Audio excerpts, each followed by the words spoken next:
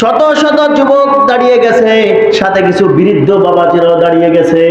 বলে কিরে বিরোধী, তোরা কেন দাঁড়াইছো, তোমরা কেন দাঁড়াইছো? বলে হুজুর, লটারি তো যদি লেগে যায় বিবাহ তো করার কোনো আপত্তি নাই। হাদিসের কথা বলতেছে, কিন্তু এভাবেই আসছে। বৃদ্ধরাও দাঁড়া হয়ে গেছে। বলে আল্লাহর রসুল, 4টা পর্যন্ত তো বিবাহ করা যায়, যদি লটারি লেগে যায় আমিও বিবাহ করতে রাজি আছি। রহমাতুল্লাহ আলাইহি বললেন, না, এটা যুবতী বোন, যে একটা যুবতী মেয়ে, তার জন্য তোমাদের জন্য বিবাহ শাদী তোমাদের দেওয়া সমীচীন হবে না। যে কোনো যুবতী মেয়ে হোক, অনেকে আছে না টাকার দিক তাকে টাকলার সাথে দিয়ে দেয়। ওই মেয়েটাকে ওরকম খুঁজছিল, বাবা লোভে পড়ে টাকার দিকে তাকাইয়া, সম্পদের দিকে তাকাইয়া মেয়েটার যৌবন নষ্ট করে, সংসার জীবনটা নষ্ট করে।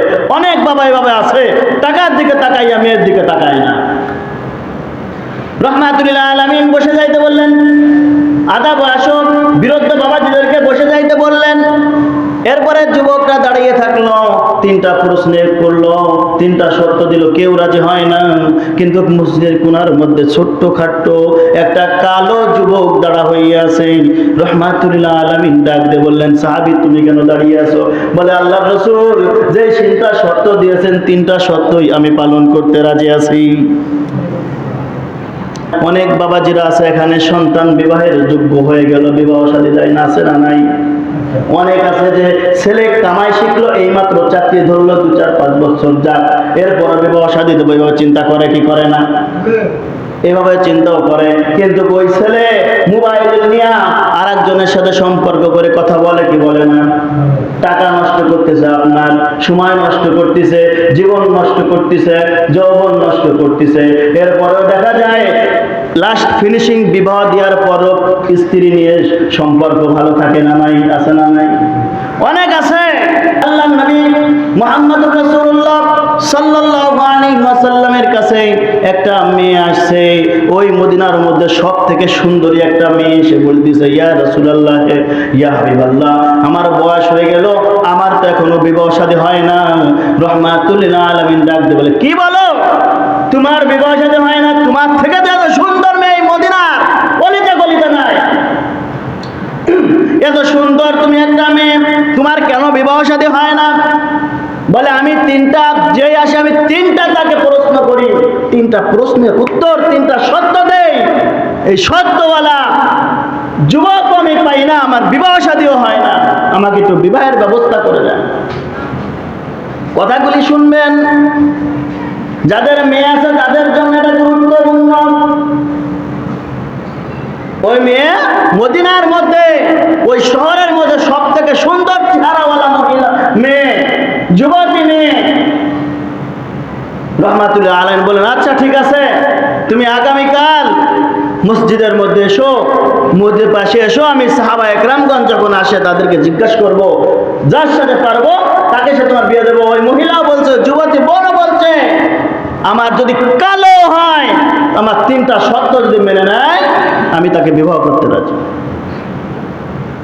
রহমাতুল্লাহ আলামিন জিজ্ঞাসা করলেন, তোমার কি কি শর্ত বলে দাও। প্রথম শর্ত, ওই যুবতী বোন রহমাতুল্লাহ আলামিনকে ডাক দিয়ে বললেন, ইয়া রাসূলুল্লাহ, ইয়া হাবিবাল্লাহ, আমার প্রথম নাম্বার শর্ত হচ্ছে প্রতিদিন ঈশার নামাজ আদায় করে 1 খতম কোরআন তেলাওয়াত করার পর এরপরে বিছানায় আসতে হবে। কি করতে হবে? প্রতিটা দিন রেগুলার তার একটা ডিউটি হবে, ঈশার নামাজ আদায় করার পর 1 খতম কোরআন তেলাওয়াত করার পর এরপরে বিছানায় আসতে হবে। প্রথম নাম্বার শর্ত। দ্বিতীয় নাম্বার শর্ত দিয়েছেন, রাতটা ভর তাহাজ্জুদের নামাজ আদায় করতে হবে। তাহাজ্জুদের সময় হয়ে যাওয়ার সাথে সাথেই ফজরের আগ পর্যন্ত, সুবহে সাদিক পর্যন্ত তার তাহাজ্জুদের নামাজ আদায় করতে হবে। 2টা শর্ত। তৃতীয় নাম্বার শর্ত, তার পুরাটা বছর রোজা রাখতে হবে। কি করতে হবে? এরকম মানুষ কি আছে? হ্যাঁ, রাহমাতুল্লাহ আলামিন মসজিদের মধ্যে ঘোষণা দিয়ে দিয়েছেন। শত শত যুবক দাঁড়িয়ে গেছে, সাথে কিছু বৃদ্ধ বাবাজিরাও দাঁড়িয়ে গেছে। বলে কিরে বিরোধী, তোরা কেন দাঁড়াইছো, তোমরা কেন দাঁড়াইছো? বলে হুজুর, লটারি তো যদি লেগে যায় বিবাহ তো করার কোনো আপত্তি নাই। হাদিসের কথা বলতেছে, কিন্তু এভাবেই আসছে। বৃদ্ধরাও দাঁড়া হয়ে গেছে। করা যায়, যদি লটারি লেগে যায় আমিও বিবাহ করতে রাজি আছি। রহমাতুল্লাহ আলাইহি বললেন, না, এটা যুবতী বোন, যে একটা যুবতী মেয়ে, তার জন্য তোমাদের জন্য বিবাহ শাদী তোমাদের দেওয়া সমীচীন হবে না। যে কোনো যুবতী মেয়ে হোক, অনেকে আছে না টাকার দিক তাকে টাকলার সাথে দিয়ে দেয়। ওই মেয়েটাকে ওরকম খুঁজছিল, বাবা লোভে পড়ে টাকার দিকে তাকাইয়া, সম্পদের দিকে তাকাইয়া মেয়েটার যৌবন নষ্ট করে, সংসার জীবনটা নষ্ট করে। অনেক বাবা এভাবে আছে, টাকার দিকে তাকাইয়া মেয়ের দিকে তাকায় না। রহমাতুল্লাহ আলামিন বসে যাইতে বললেন, আদা বয়সো বিরুদ্ধ বাবাজিদেরকে বসে যাইতে বললেন। এরপরে যুবকরা দাঁড়িয়ে থাকলো, তিনটা প্রশ্ন করলো, তিনটা শর্ত দিল, কেউ রাজি হয় না। কিন্তু মসজিদের কোণার মধ্যে ছোট্ট খাট্ট একটা কালো যুবক দাঁড়া হয়ে আছে। রহমাতুল্লাহ আলামিন ডাক দিয়ে বললেন, সাহাবী তুমি কেন দাঁড়িয়ে আছো? বলে, আল্লাহর রাসূল যে তিনটা শর্ত দিয়েছেন, তিনটা শর্তই আমি পালন করতে রাজি আছি। কালো একেবারে ছোটখাটো একজন সাহাবী দাঁড়িয়ে আছে। রহমাতুল্লাহ আলামিন ডাক দিয়ে বললেন, যেহেতু এই সাহাবী কথা বলেছে, আমার সাহাবী তো কখনো মিথ্যা কথা বলে না। রহমাতুল্লাহ আলামিন ওই যুবতী বোনের সাথে ওই কালো ছোট্ট খাট্ট যুবকের বিবাহ শাদী দিয়ে দিলেন। বাড়ির মধ্যে চলে যাচ্ছেন, প্রতিমধ্যে মসজিদ থেকে ঘোষণা আসতেছে, ইশার নামাজের আজান শুরু হয়ে গেছে। ওই বিবিকে ঘরের কাছে দিয়ে এসে, দরওয়াজার কাছে দিয়ে এসে ওই যুবক মসজিদে চলে গেছেন, নামাজ আদায় করতেছেন। নামাজ আদায় করে, সুন্নাত বেতের নামাজ আদায় করে, নফল নামাজ আদায় করে মসজিদ থেকে বাড়ি চলে এসেছে। বিবিকে বলতেছে, বিবি ঘরের মধ্যে যদি কোনো খাওয়ান থাকে আমাকে খাবার দাও, আমি খাবার খেয়ে ঘুমিয়ে যাই, আবার একটু পরে পবিত্র ফজরের নামাজের আজান হবে। বিবি বলছে, কিরে, কথা তো ছিল ঈশার নামাজ পড়ে এক খতম কোরআন পড়বে, সারা রাত নামাজ আদায় করবে, এ দেখে আমার কাছে আবার খাবার চাই, আবার বলে ঘুমাইতে হবে তাড়াতাড়ি, কারণটাকে কিছু বুঝতে পারি না। বলে, তোমাকে আমি বোঝাইবো, অপেক্ষা করো। খাবারের সময় হলো, ঈশার নামাজ পড়ে খাবার দিলেন, খাবার খাইলেন, ঘুমিয়ে পড়লেন। আবার মসজিদ থেকে ঘুমানোর পর সুবহে সাদিকের সময় কানে চলে আসছে, আসসালাতু খায়রুম মিনান নাওম, আসসালাতু খায়রুম মিনান নাওম, ঘুমের থেকে নামাজ বড়। কথা বলেন ঠিক কিনা? আর তুমি ঘুমাইও না, ঠিক মতো পড়িলে নামাজ জান্নাত তোমার ঠিকানা। সাথে সাথে ওই ব্যক্তি ঘুম থেকে উঠে গেছেন, মসজিদে চলে গেছেন। মসজিদে চলে গিয়ে নামাজ আদায় করে বাড়িতে আসছে। বাড়িতে আসার পর বিবিকে বলতেছে, হে বিবি, কিছু নাস্তা পানি দাও, খাবার খাই আমি কাজের মধ্যে চলে যাব। কি করে, সারাদিন রোজা রাখার কথা না, এখন খাবার খাওয়ার কারণটা কি? এই কথা শুনে বিবি খাবার দিছে, স্বামী খাবার খাচ্ছে। সাথে সাথে বিবি পিছনের দরজাতে দৌড় দিয়ে মসজিদ নববী চলে গেছে রহমাতুল্লাহ আলামিনের কাছে। ইয়া রাসূলুল্লাহ, ইয়া হাবিবাল্লাহ, গত রাত্রে আপনি আমাকে বিবাহ পড়ায়া দিলেন, যে শর্ত তিনটা দিলাম কিছুই মানে না, তা কি করলো? আমার সাহাবী তো মিথ্যা কথা বলেন, সাহাবী না। এই কথা যখন নালিশ দিচ্ছে বিবি রহমাতুল্লাহ আলামিনের কাছে, নালিশ দিচ্ছে, পিছনের দিকে তাকায় দেখে স্বামী হাজির। স্বামী কি হাজির। এখন বলতিছে কথা, সবগুলি সংক্ষেপে বলতেছে, সময় কম, কথাগুলি বলতেছে। বলার পর বলে, ওই যুবককে জিজ্ঞাসা করতে, সাহাবী তুমি তোমাদের মান সম্মান খাইলে, মিথ্যা কথা তুমি প্রথম দিনে বললে। বলে, না ইয়া রাসূলুল্লাহ, হাবিবাল্লাহ, মিথ্যা কথা বলিনি, আমার বিবি যেটা বলছে ওটাও সঠিক। ঈশার নামাজ আদায় করে আমি ঘুমিয়ে পড়েছি, আবার ফজরের নামাজ আদায় করে আমি খাবার চেয়েছি, খাবার খেয়েছি, সবই সঠিক। তবে রহমাতুল্লাহ আলামিন সংক্ষেপে বলতেছে, কথাগুলি বুঝবেন। তবে রহমাতুল্লাহ আলামিন, আমার বিবি যে বলেছে ঈশার নামাজ আদায় করে ঘুমিয়ে পড়েছি, কথা সঠিক। তবে রহমাতুল্লাহ আলামিন, আপনি যখন মসজিদে এই মদিনার মধ্যে অমুক গলির মধ্যে যখন আপনি বয়ান করেছিলেন, তখন আপনি বলেছিলেন, যদি কোনো ইমানদার ব্যক্তি ঈমানওয়ালা ব্যক্তি 3 বার সূরা ইখলাস তেলাওয়াত করে, তার আমল নামায় 1 খতম কোরআনের সওয়াব দেওয়া হয়। আমরা জানি কি জানি না? কবরের পাশে দাঁড় হই আমরা প্রথম সূরা ইখলাস 3 বার পড়ি। রহমাতুল্লাহ বলেন, হ্যাঁ আমি বলেছিলাম।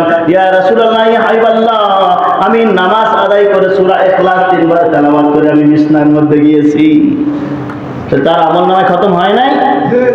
ইয়া রাসূলুল্লাহ, ইয়া হাবিবাল্লাহ, দ্বিতীয় কথা হলো, আপনি আমার শর্ত ছিল তাহাজ্জুদের নামাজ আদায় করা, নফল নামাজ আদায় করা।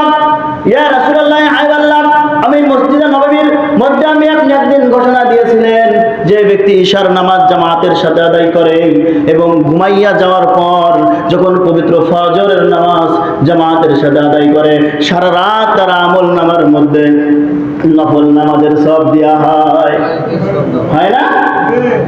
তাহলে আপনি বলেন তাহাজ্জুদের নামাজ কি মিস গেছে?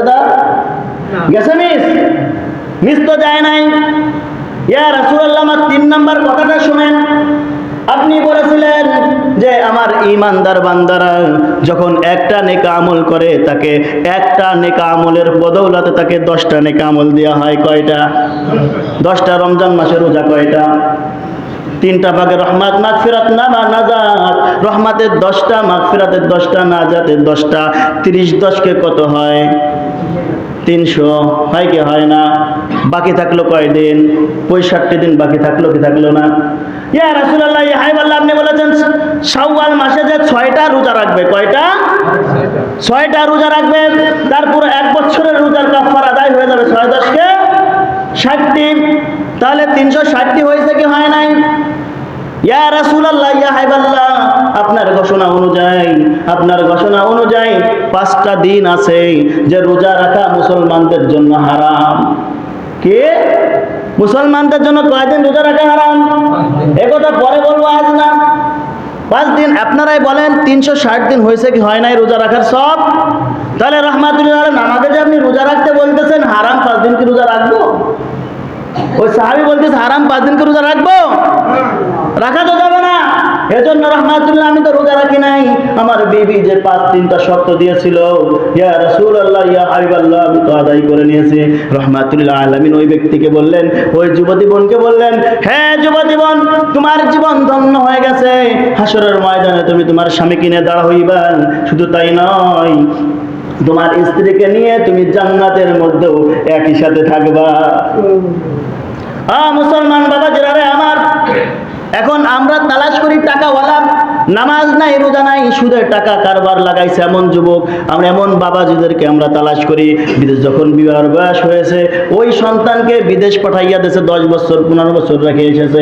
এরপরে বিদেশ থেকে এসে মাথায় ছাদও নাই, দেখতে বুড়ো সেটা টাকার মালিক। সাধারণ 16 বছর 17 বছরের মায়ের জীবনটাকে নষ্ট করার জন্য বিবাহ করে, আছে না নাই? এরকম কাজ কেউ করবেন না। কালকে হারাম নাকি? তার না, একটা মানুষের জন্য তার পারফেক্ট একটা স্ত্রীর প্রয়োজন আছে। টাকার দিকে তাকাইয়া মেয়ের জীবনকে নষ্ট করবেন না। নষ্ট করা তো রাহমাতুল্লাহ আলামিন সে সময় বিরুদ্ধদের সাথেও যুবতীদেরকে বিবাহ দিতে পারতো, তিনি দেন নাই। কারণ যার বয়স যেমন তার সাথে পাত্র তেমনই খুঁজতে হয়।